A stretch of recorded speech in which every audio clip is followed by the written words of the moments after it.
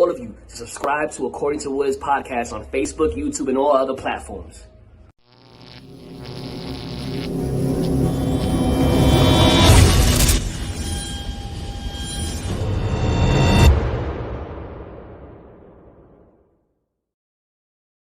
What's good, party people? This is According to Woods, and I have the honor and privilege of talking to California mixed martial arts warrior.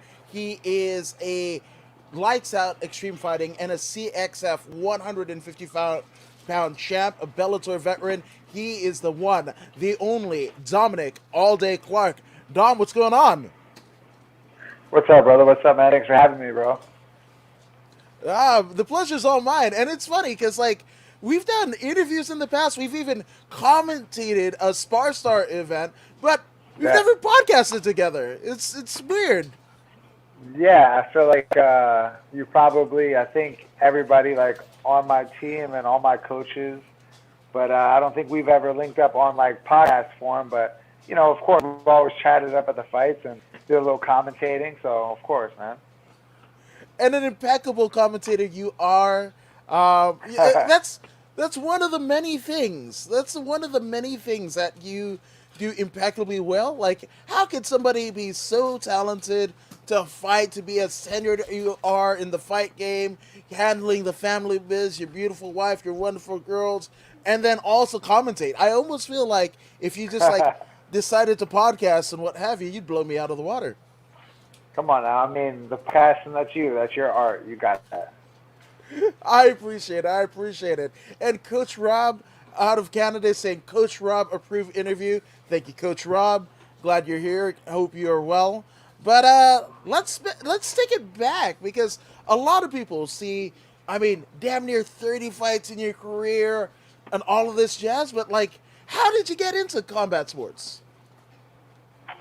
I mean, I've kind of been a competitor all my life. You know, started off early on with athletics as a kid. And, you know, combat sports kind of, you know, was just kind of going through a big boom as I was kind of taking my wrestling career onto college. I got a wrestling scholarship to Fresno State here in Central California.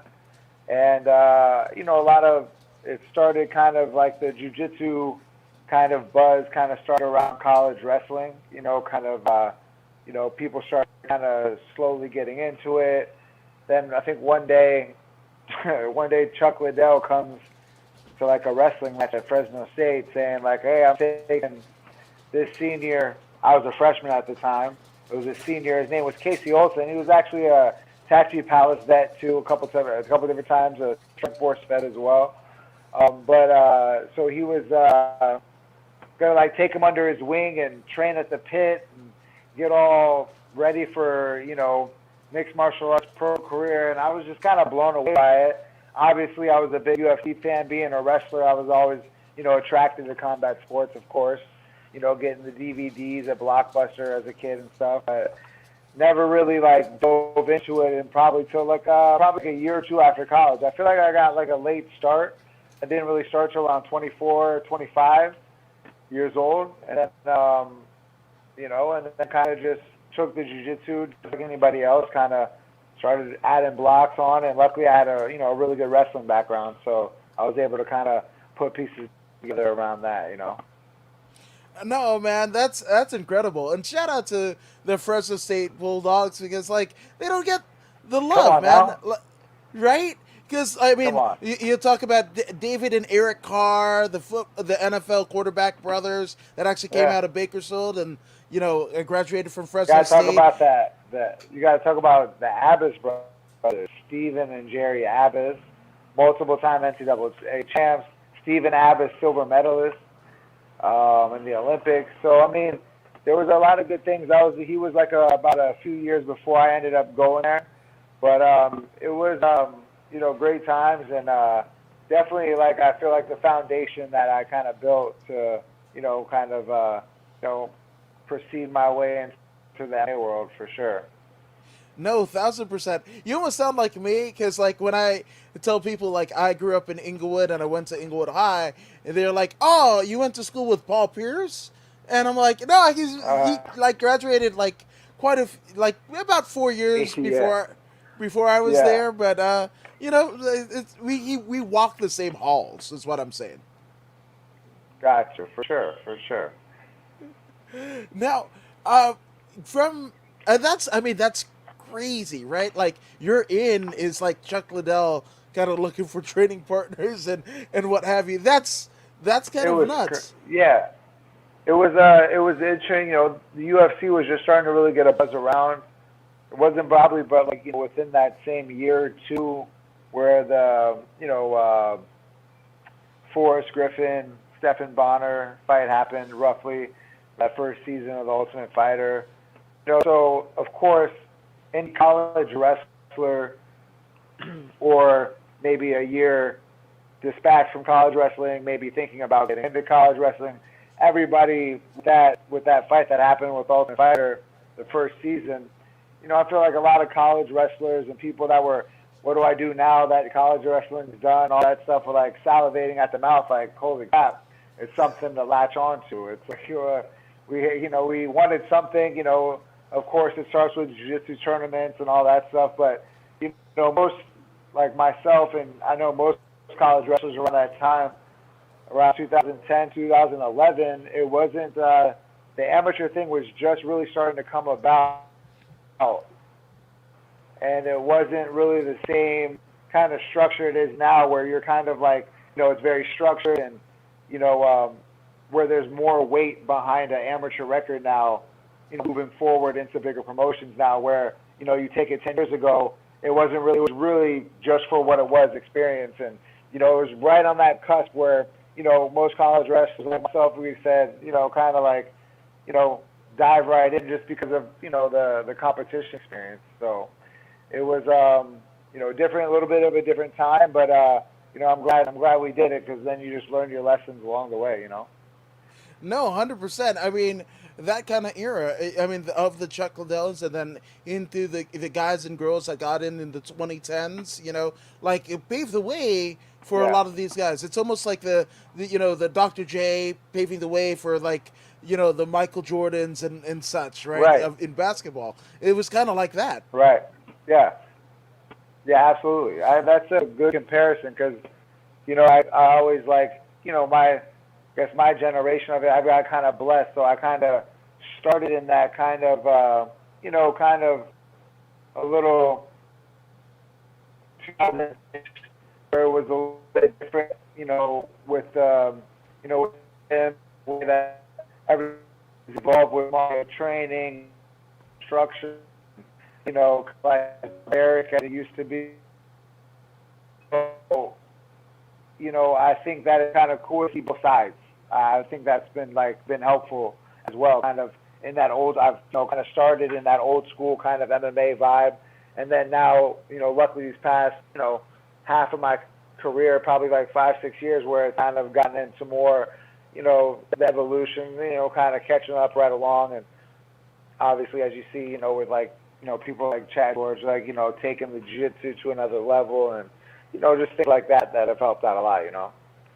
No, 100%. And lest we forget, because now it's looked at like, you know, wrestling as well it should be, the martial arts that will probably gear you a little bit better in terms of a base for MMA, right? But like all martial arts, right? If you train karate, your sensei didn't want you over there training judo. You know, if you were a judo player, they didn't want you over there boxing and Right, of such, course. right? So as a collegiate wrestler, you know, was there a bit of flack that you Right. got, or what was the general feeling for those UFC guys? We don't do that here, or was it more kind of inclusionary, where like, hey, this might be a step if we don't go to the Olympics or the Pan Ams, like this could be a way for us to kind of parlay our wrestling career and make some money.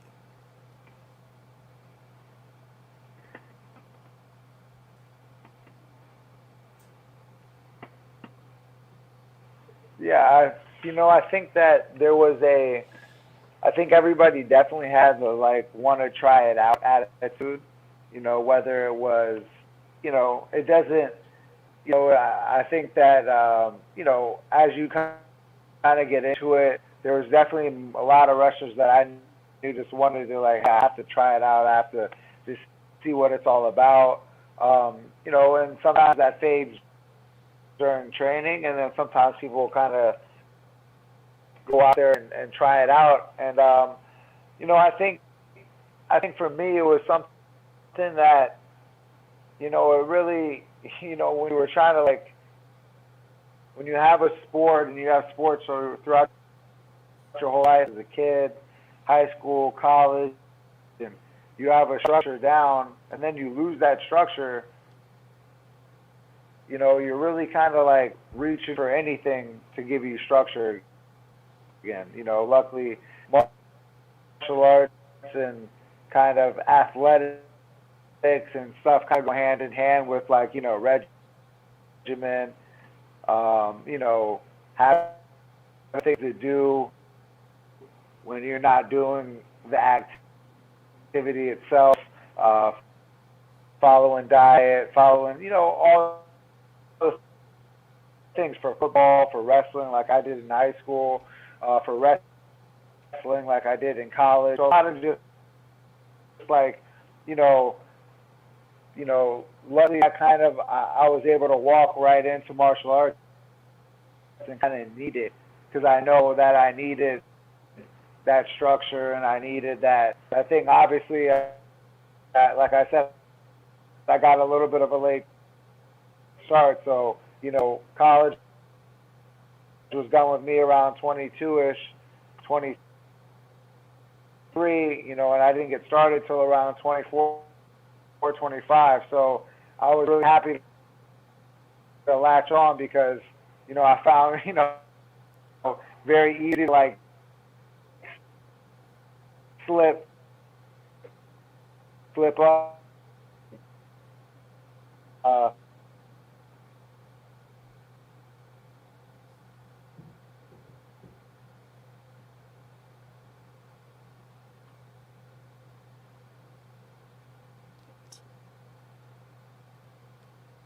and really kind of just, you know, give it my all in. Oh, hey guys.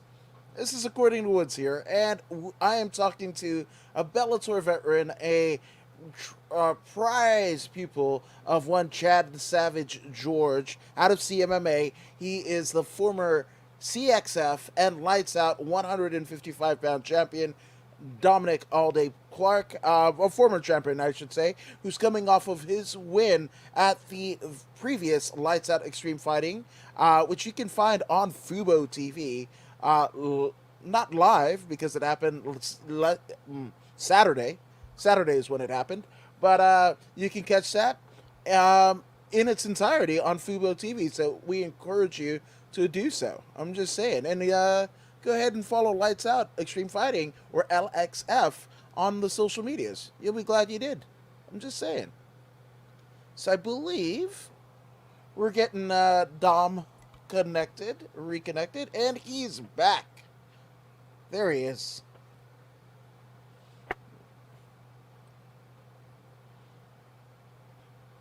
Yeah, man. You're good to go. Oh, the audio. Yeah. Here, jump in and then, jump out and then jump back in. Maybe that works.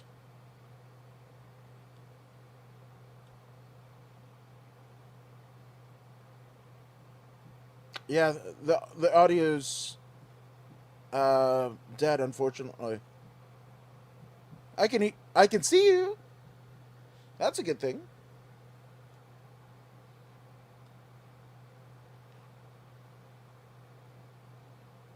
So, yeah. As we're getting that together, it is Thursday night, and hopefully it's Thursday night where you are. Where I am in California, it's Thursday night. It might be Friday morning, wherever you are in the world, but we hope you're okay. And if you're in the LA area, there's some great fights coming up. Dominic Clark basically just fought at the Commerce Casino for Lights Out Xtreme Fighting. Well, guess what? This coming Saturday at Commerce Casino, the second floor in the ballroom. It is the return of Sparstar MMA to Commerce Casino. They've pretty much held court at Commerce Casino for the last couple of years, and this is the first time back in almost 2 years. So if you're in LA, you definitely want to be there. So I'll see you there if you're there. Welcome back, Dom.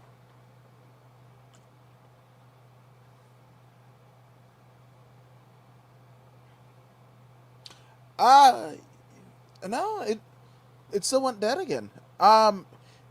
We might try it without the headphones. Might be the headphones as well. Could be. Yeah, because it might be like the Bluetooth connection. I know it's weird. Tech is weird. Let's see. And then let me do one of these gimmicks. So I'm gonna mute you momentarily, and then unmute you. Hopefully, that works.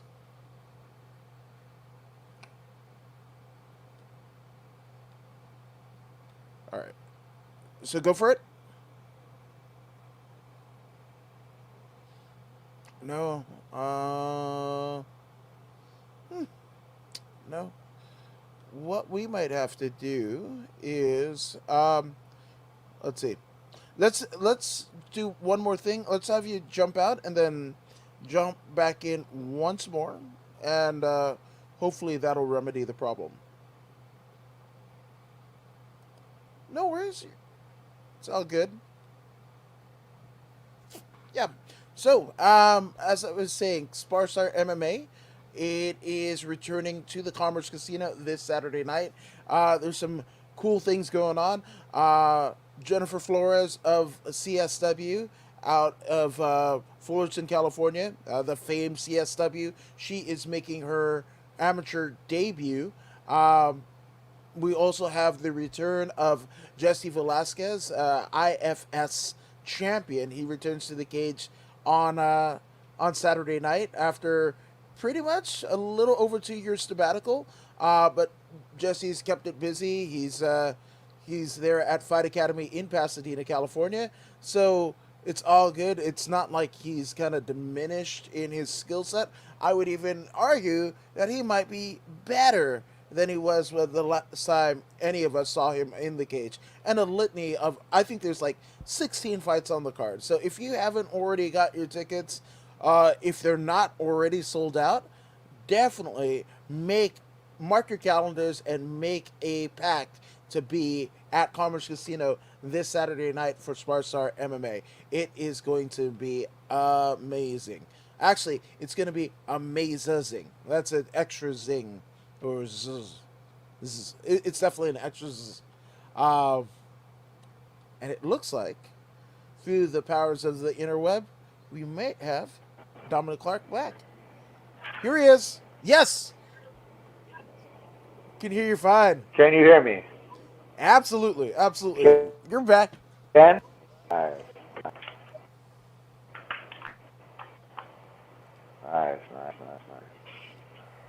Okay, all right. Yes. So I was talking about in terms of the resistance from your wrestler, kind of teammates and what have you in the wrestling scenes. Did they pretty much gravitate towards MMA? I feel like the push wasn't that big yet because I don't think it wasn't as mainstream then. I think that obviously it started to with that first Spike Force, Griffin, Stephan Bonner fight. I think it was like 04, 05. I don't know the exact year around that when that was happening. I was in college right when that was happening though, so it was like a oh wow, like it just seemed like another outlet.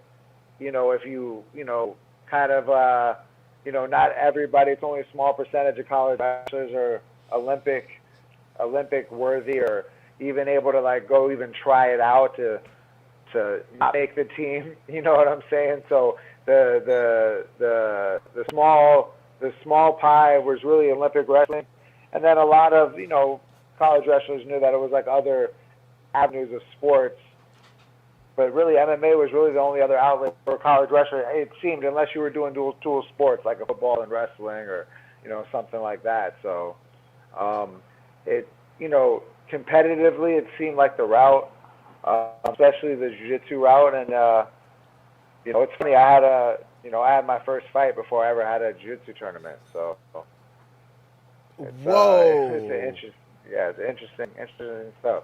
Just the time was different, so it was like you either wanted to or you didn't, and then you tried it, and then, I went the Indian casino route as pro instead of kind of doing the amateur.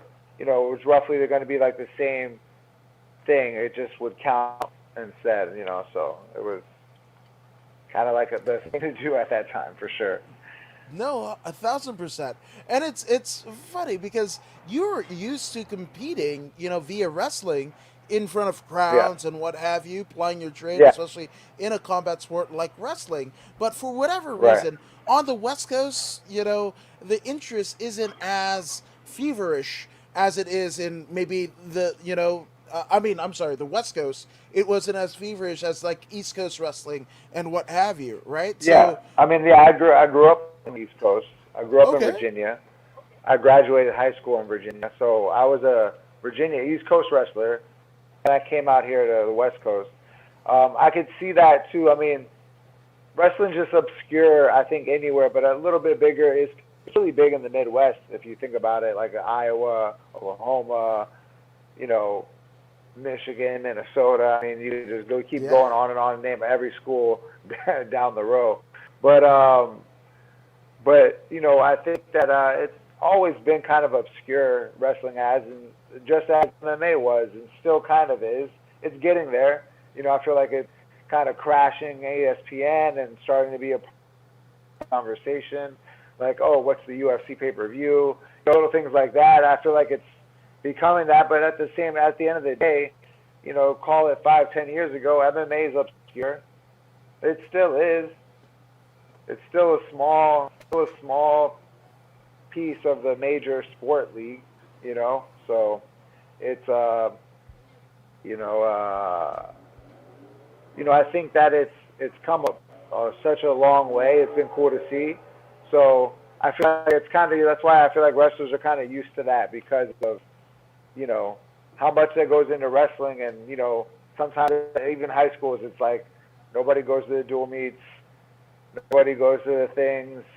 You only really get props from like your teammates when you go like kill it at a tournament out of town. You come back and everybody's like, "You want to what?" And I'm like, "Oh yeah, it's just a tournament, whatever. Nobody cares, Until maybe you do like a little, win the state title and stuff like that. Then you start getting a little bit of the buzz. But it's I feel like wrestlers are used to that like obscure, kind of accolade. So that's why MMA kind of, we like latched onto it. It's kind of funny. That makes perfect sense. I mean, I think Joe Rogan kind of details it not only in his podcast, but also I think it was like, here's what happened or whatever, kind of short when he travels down to Dothan, Alabama at the height of him actually being on news radio. And he might as well have said he was doing porn. And that would probably be a little bit more appreciated, him doing porn in Dothan, Alabama, than going to cage fighting. Exactly. That's hilarious.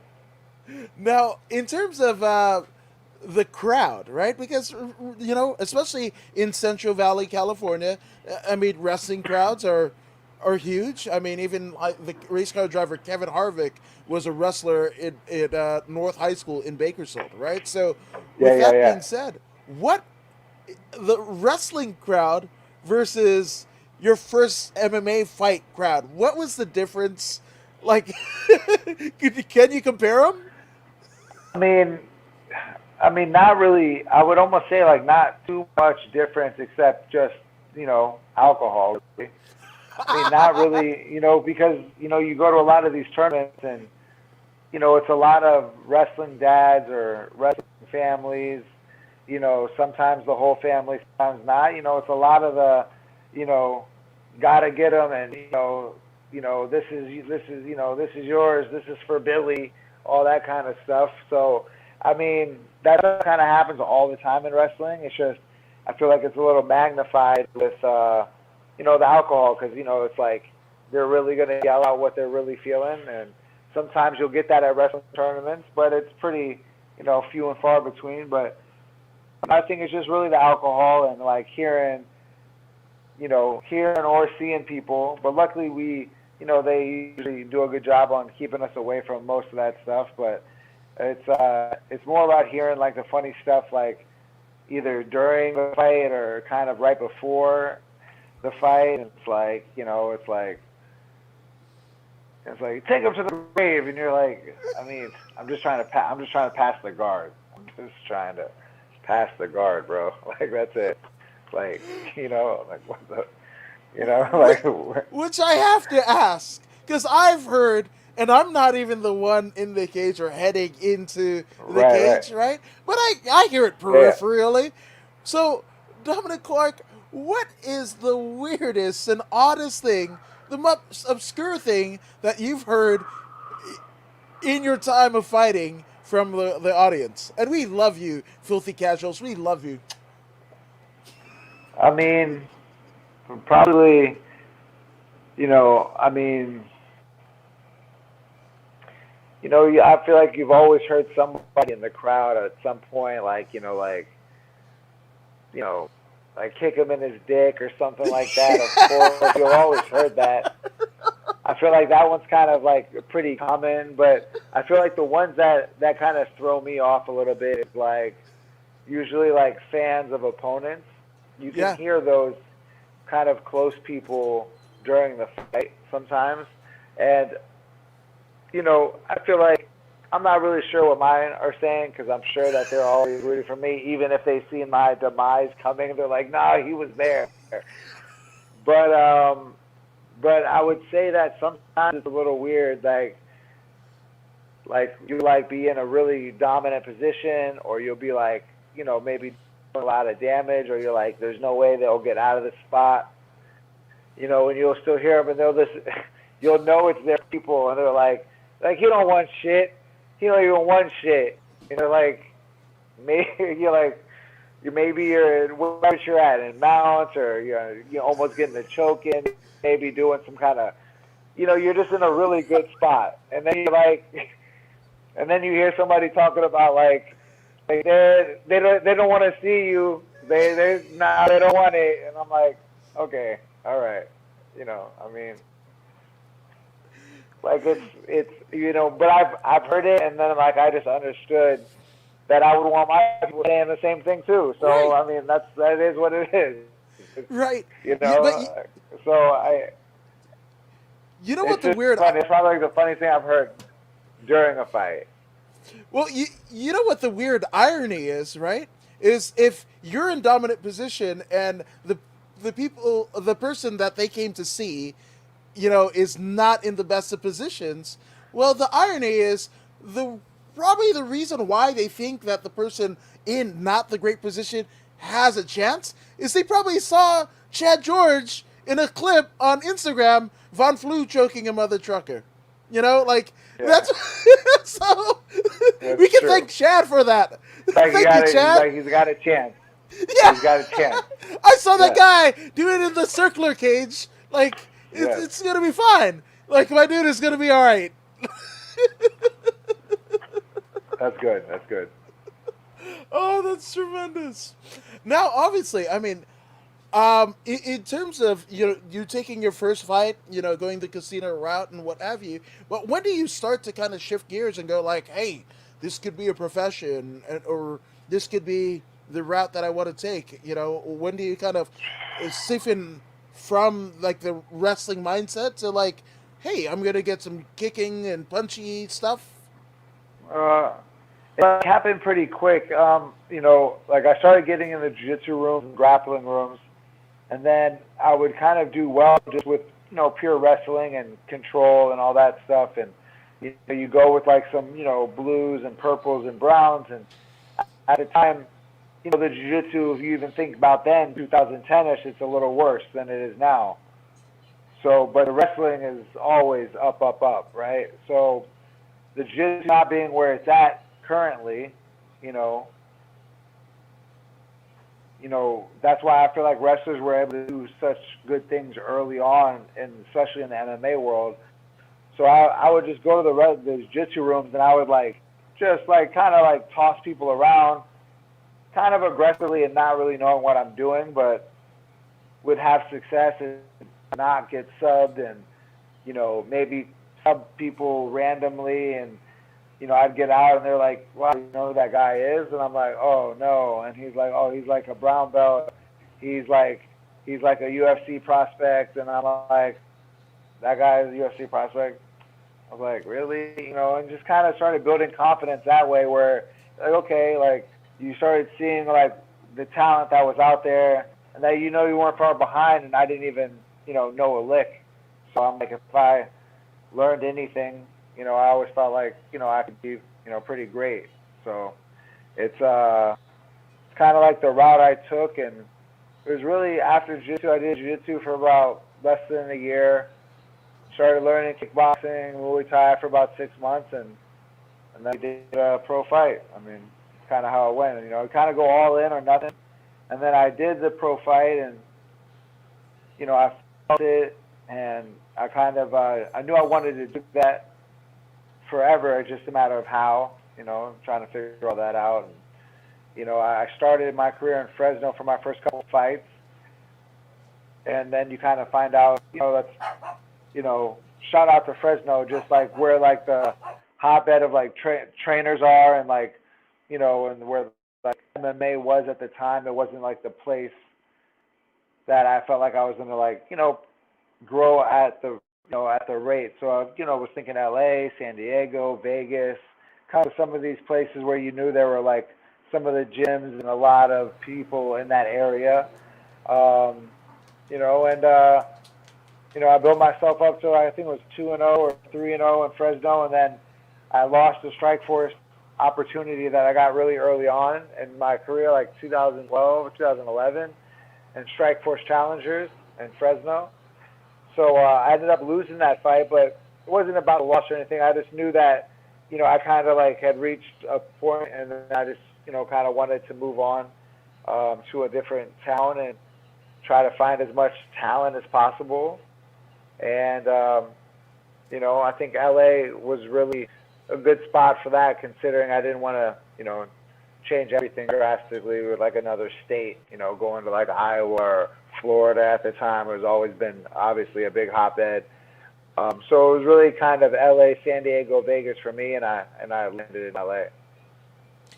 No, 100%, and it's funny because, not to be kind of boisterous, but I mean, in terms of combat sports, per capita, from Fresno all the way down to San Diego, I think we've got the best, because all of the people from jiu-jitsu from Brazil, they come for more sun. All the Thai people that have all of this amazing triple digit, fight career in Thailand and become coaches, they come here. The karate from Japan, and everybody just ends up here. So it's the best meshing.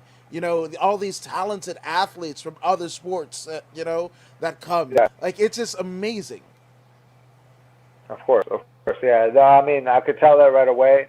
I kind of landed right in the lap of Chad George Mac Danzig at the time, and those early PKG days. And it was, I thought it was a good, great lap to land in, right around 2011-ish, 2012, and, kind of just rode it ever since. And, I think, it kind of progressed better, and I think, Chad himself has kind of progressed as a coach, kind of along the same line. So it's been kind of cool to, watch him go in a different light. When I started him, watching him fighting, it's kind of cool to watch him grow in a different light too. So that was kind of pretty cool, little experiment too. No, 1,000%, and a lot of people forget that PKG West LA kind of crew, and I mean how many guys and gals kind of spawn off of there? I mean, this is because I was going to ask you, like, how'd you start at CMMA? But you actually predate CMMA. Yeah, predate CMMA, and me and Chad have really just, we've kind of just, me and Chad just kind of stuck together throughout. So I came in, and Chad was at PKG. Yeah, I started going to PKG and putting my roots in there. We kind of started putting, obviously he had deeper roots than I did, and I started kind of putting my roots in along with him there at PKG. Obviously PKG was a great place, but I think, everybody you end up kind of growing and moving on to other things, other ventures. So he ended up starting that other venture with CMMA. He'd always wanted to, do that and kind of have his own kind of, thing go on. And so it was kind of good. I kind of just kind of separated like the entities. I had, PKG was, kind of my jiu-jitsu and my workplace and where I had students. And then, CMMA was just the place I kind of did my own personal MMA training. So it kind of worked, pretty well hand in hand until, I ended up branching away from PKG myself and just kind of starting my own private business. And, it's kind of all that happened. Nothing but love for PKG for sure. But once I was able to kind of branch off, I think that I've never not been a part of the whole CMMA start.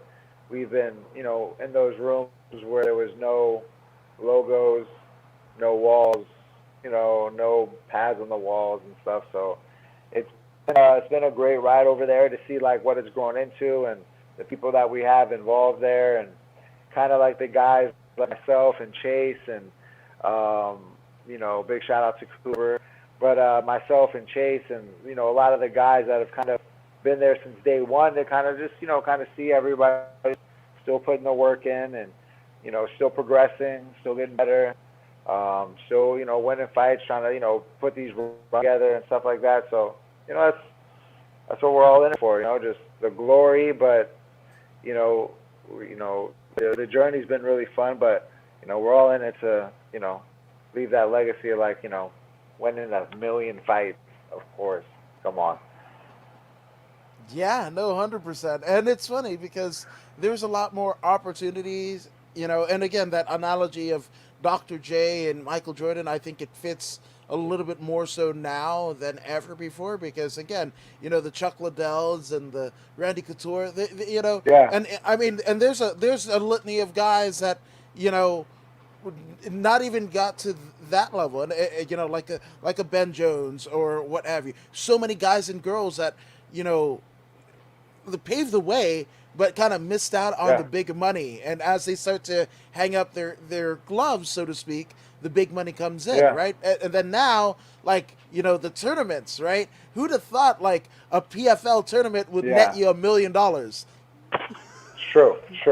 It's always been cool to see the other opportunities and other promotions that have come and either gone or that are still progressing, like those other ones like PFL and obviously Bellator kind of getting back to the Grand Prix is really cool. I think that there's so much opportunity, so many tree branches now, which is awesome. Especially, it's very cool to see that, especially now as a veteran, to kind of be like, okay, it's not so isolated like it used to be. It was really UFC or bust kind of mentality. But as you kind of get into your career and you start going, then you just start knowing what it's, that there is, there's other ventures and, regardless of promotion, you got to put the work in. So, you got to do it. So. No, 1,000%, which I got to ask, right? I mean, a tenured vet, you've kind of seen it and done it all. But you were talking about legacy, right? Is there, you've got 2 young girls now, and when they get to be of age, they'll have your grandchildren and what have you, and they're gonna be like, "Yo, Grandpa was a fighter, though. My dad was a fighter, right?" So, do you have any memories that when you're on your rocking chair, or hopefully it's maybe a isolation tank or what have you, and you've got Yeah. the family in tow. Like, what stories are you telling? Do you have a favorite fight, a favorite memory to coming into training? I think it's just a lot of like my, because of the age I got into fighting. I feel like I've done a lot of my growing up in the cage, both like literally and figuratively. I think that, you know, you're very like tunnel vision. You're very like, I gotta train, eat, and knock out the world kind of thing like that. And I feel like everybody has their moments of that, especially me in the beginning of my MMA career.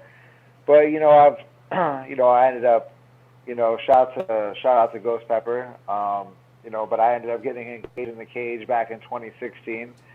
But shout out to Ghost Pepper. Over this past weekend, big congrats to him.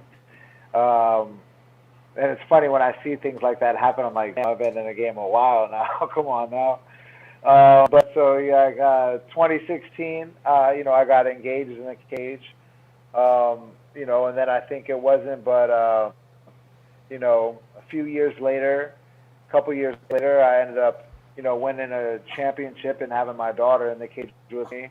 Kind of raising her up in the cage with 2 belts. So just like moments that you can't really describe in the words. Getting your wife and your wife and your partner for life. Also getting the having a chance to have your baby inside of the cage, even though she was only like 6-7 months. So she had little headphones on and didn't really know what was going on.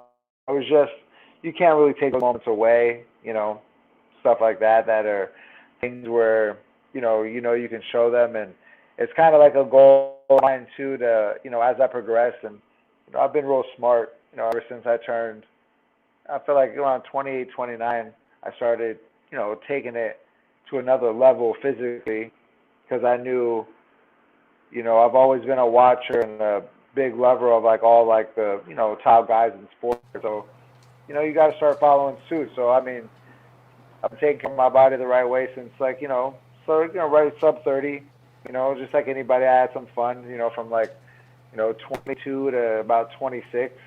But, around, 27, 28, I started really kind of knowing that 30 was approaching, and I've been, taking care of my body ever since. And, I think that pays off, and I'm excited to, just, keep this run going. And I feel like I'm only growing. I only get better. I only get better with time. My mind gets better, so it's, I'm excited, man, for sure. No, as am I, and to see, a bit of your progress, it's been phenomenal. Seeing you on whatever stage that you're in, you come to perform, you give it your very best. I mean, even to see you, as you're readying yourself for the fight, and Chad in that kind of moment of chaos is kind of zoning in on you, and he does it with, all of your teammates that's Yeah, up into the yeah, cage. It's just, yeah, for sure. it's a cool little metamorphosis that plays out right in front of my very eyes, and it's just Yeah, for sure. amazing. Which Blake Bulletproof Troop, who commentated the fight, shout out to Blake Troop, says, "Bro, what a dominant performance out of Dominic Clark this past weekend." And later, Xtreme Fighting 5. Oh yeah, Alex F5. Let's go. Thank you, bro. Come on now. Yeah, man, So it's Katan, we were love. on a card. We were on a card together too. I think when he fought the guy that was fighting that night too, Moses. Yes, it Blake was fought at Moses CX. Marietta. Yeah, Yeah, Blake at fought Moses, and I don't know if that was the night I fought Emilio, or maybe that was the night I fought Danny Navarro. But maybe it was one of yeah, yeah. the That was at for sure. Sportsman's Launch for sure. And you know what was the funny No, thing? Sportsman Lodge for sure. Yeah, CXF5. There you go. Thanks, Blake. 100%. Yep, Hey, yeah, that's what for it sure. was. And I mean, Yep. you mentioned that fight with Blake and Moses. It was a cool little thing that Blake did, but he actually handed me a poster, and it was basically a picture of that fight and Moses and Blake going at it, and he had Moses That sign was it, a and that was crazy cool. fight. Yeah, That was a crazy fight for sure. It was a that, great fight. I mean, I remember. I think I was on. I think I was. They said it was it December December of 16th, 2016. Yep. 2016. Yep. Yep. Yeah. So that was. I believe that was the night I fought CXF5. I think it was the night I fought Danny Navarro. I think I lost the decision to Danny Navarro that night. But it was a. I remember that fight. I remember hearing the crowd. I remember them coming back in after the fight, and I'm like, this is crazy, guys. That fight was nuts. It was epic too, and then obviously I watched back the replay. It was just everything that the crowd said it was. Yeah, I mean, it's one of those deals, right? Like you look at that card, like Kyler Phillips is in the UFC against George Garcia. I mean, it was just a crazy night. Yeah, you and Danny Navarro, Chris Beal, Alfred Kashakian, Moses and Yeah, Blake Troop, Mike that was a hell of Jasper. a card. Hell of a Hell card. That yes. card was fire. That card was fire. Actually, you want to know a fun one? So you, Moses, and Marcos fought on CXF5, and you all fought this past On weekend. So LXF5. On yeah, LXF5 too. Huh? yeah. Huh? So Huh? CXF5, Huh? LXF5. Huh? Huh? I That's I funny, mean, bro. That's good. and it shows. Yep, you left Good. it all out there. 100%, Blake. 1,000%. Hundred You percent. know, Yeah, that was a epic fight. For sure. hell yes. So I mean, do you think about like what's next, or do you have thoughts of it, or you're just gonna, continue until you feel like maybe not? Well, I mean, I don't think, I've loved everything I've done in my career. I don't feel like I've reached the heights, that myself that I would consider that I would, you know, I know, I feel like, regardless of record, I think my record's like 15 and 11 now. you know, I hand a lot of those losses away, and I know kind of I feel like what's in me and what I'm capable of. So it kind of just is, you obviously take it one fight at a time. Obviously, that's all you can do. But I want to take it, as high as I can take it, as far as I can, and that's always been my goal. It's been the one goal is to take it as far as I can. Of course, UFC aspirations early on in my career. Tried out for the Ultimate Fighter reality show a couple of different times. Had a couple cuss moments and a couple cuss fights after 3-fight win streaks, or kind of almost on the brink, and but was able to have been able to fight for great promotions. Lights Out and CXF is kind of obviously been my home promotion and been great. Being able to be on the likes of LSA and Bellator, that's always been a great opportunities as well. But I want to take it as far as I can, and the goal of mine is really just kind of putting wins together and trying to sign an exclusive with a major promotion. That's my goal. That's what I want to do with kind of the talent I know that's around me and the coaching I have around me. It's really just a matter of just going out there and performing. It's really what it's all about. So as far as I can take it is where I'll take it. And I'll just let the chips fall and I'll just keep putting the work in.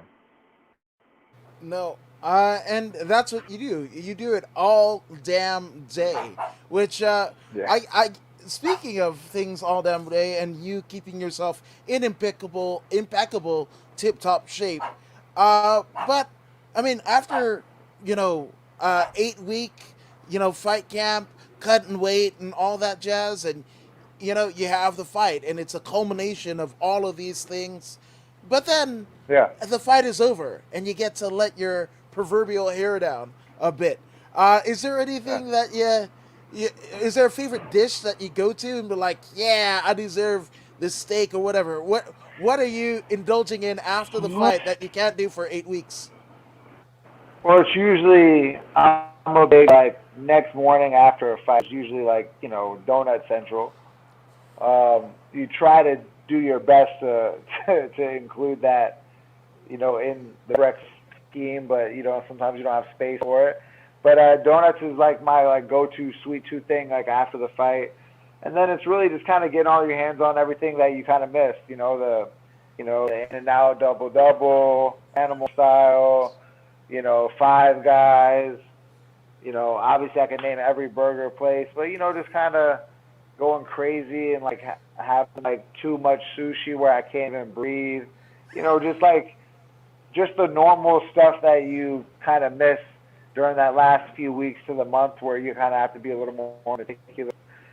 But yeah, I mean, it's really just I just love you just love to grub out, and I'm actually going to Nashville with my wife this weekend, and and I heard they got barbecue out there, and so I have to try it. That's what they told me. I must try it.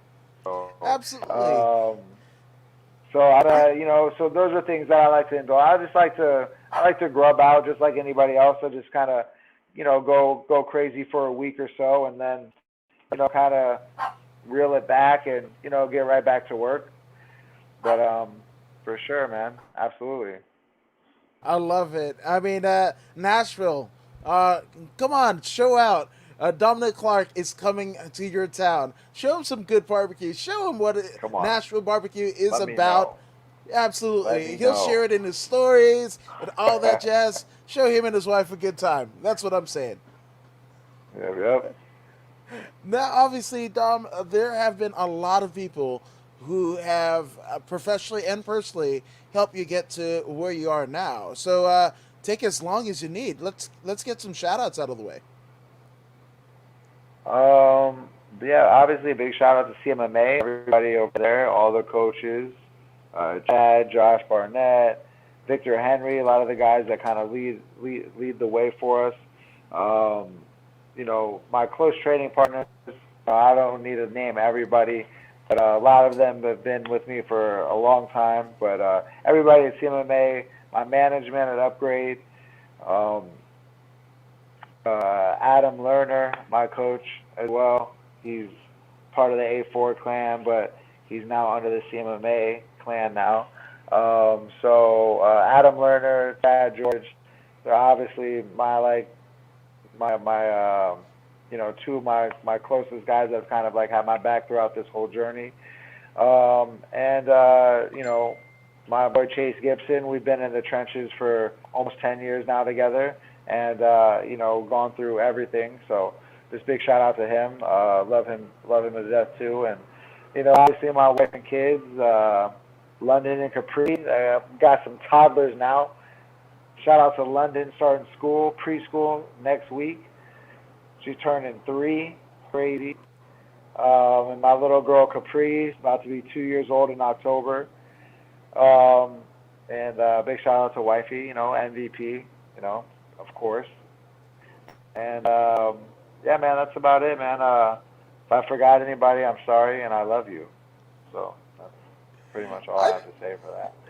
absolutely no. I mean, getting your girls, the wife and the Mom, kids oh out of the hi, way. hi, mom, hi, Oh, hi, hi, mom, mom. hi, mom. Yes, Yeah, I you need to definitely send you would. that one. Yeah, I would have got killed. I would have got killed for Woo, sure.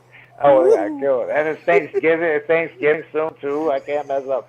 Not Thanksgiving. I can't mess up Thanksgiving. No, can't do it. Cannot do it. No, Hi, hundred mom. percent. Hi. But I, yeah, but yeah, no, the but yeah, I think that's pretty much it, man. I really appreciate you. Of course, I appreciate you too. Kind of been there obviously all through. A lot of the stuff, you know, that you've been based here for a minute now, and I've seen you in the back and the hallways, and at the commentary table. So appreciate you guys and that kind of keeps the, tries to keep the buzz going for, everybody that's kind of putting in the work. Well, I appreciate you because, again, I would have absolutely nothing to talk about if not for guys like Dominic All Damn Day Clark. I'm just saying.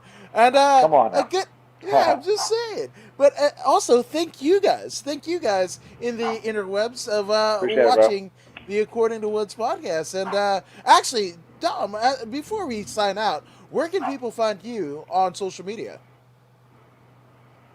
Either at Dom All Day MMA on IG, and Facebook would be Dominic Clark.